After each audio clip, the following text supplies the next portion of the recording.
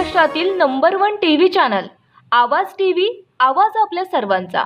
धुळे जिल्ह्यात अवकाळी पाऊस व गारपिटाचा तडाखा, पालकमंत्री जयकुमार रावल यांची व्यापक पाहणी, शेतकऱ्यांना दिलासा व भरमदतीचं आश्वासन। धुळे जिल्ह्यात गेल्या काही दिवसात झालेल्या अवकाळी पाऊस व गारपिटीमुळे रब्बी हंगामातील पिकांचं मोठ्या प्रमाणावर नुकसान झालं असून अनेक शेतकऱ्यांचे आर्थिक गणित पूर्णपणे कोलमडले आहे। या गंभीर परिस्थितीची दखल घेत जिल्ह्याचे पालकमंत्री जयकुमार रावल यांनी तातडीनं जिल्ह्यातील विविध भागांना भेट देत प्रत्यक्ष शेतात जाऊन नुकसानीची पाहणी केली व शेतकऱ्यांशी संवाद साधत त्यांना धीर दिला। पालकमंत्री रावल यांनी सिंदखेडा तालुक्यातील टेमलाय व मेथी या गावामध्ये भेट देऊन मका, पपई, कांदा तसेच इतर रब्बी पिकांचे झालेले नुकसान पाहिले।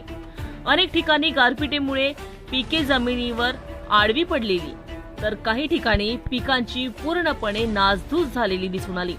शेतकऱ्यांनी आपल्या शेतातील नुकसान प्रत्यक्ष दाखवून दिले व शासनाकडून तातडीने मदतीची मागणी केली आहे। महाराष्ट्रामध्ये अनेक जिल्ह्यांमध्ये अवकाळी पाऊस झाला, गारपीट पडल्या आणि वारा वादळ येऊन पिकांचं मोठ्या प्रमाणात नुकसान झालं। खरं तर हे हवामानामधला जो बदल आहे त्याचा फार मोठा फटका आपल्या शेतकरी बांधवांना बसतोय। पीक लहान असलं तेवढंच नुकसान झालं, तेवढं दुःख होतं, पण रेडी पीक असलं, तयार झालेलं पीक आणि त्यावेळेस ज्यावेळेस वादळ येतो त्यावेळेस अत्यंत नैराश्याची परिस्थिती होते। माझ्या मतदारसंघात देखील, माझ्या धुळे जिल्ह्यात देखील अनेक ठिकाणी वारा वादळ, गारपीट आणि अवकाळी पाऊस पडल्यामुळे नुकसान झालं। जिल्ह्याचा पालकमंत्री या नात्याने राज्याच्या मुख्यमंत्र्यांच्या सूचनेनुसार साऱ्या शेतांची पाहणी आम्ही करतोय। जिल्हा प्रशासनाला सूचना देण्यात आल्या की सगळ्या प्रकारचं आपण पंचनामे केले पाहिजे। कांद्याच्या संदर्भातला विषय होता, कांद्याचा सुद्धा पंचनामा झाला पाहिजे।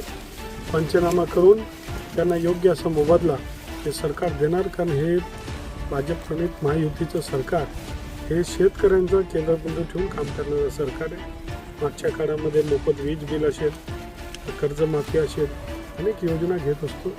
दुर्दैवाने हे जे हवामानामधलं जो लहरीपणा आहे त्यामुळे फार मोठं नुकसान होतं, तर त्याला सामोरे जावं लागेल, त्याला नाही लागेल आणि शेतकऱ्यांच्या पाठीशी सरकार ठामपणे उभं आहे, आम्ही सारे उभं आहे। रोजच्या ताज्या घडामोडींसाठी आवाज टीव्हीला सबस्क्राईब करा आणि बेल आयकॉन प्रेस करा।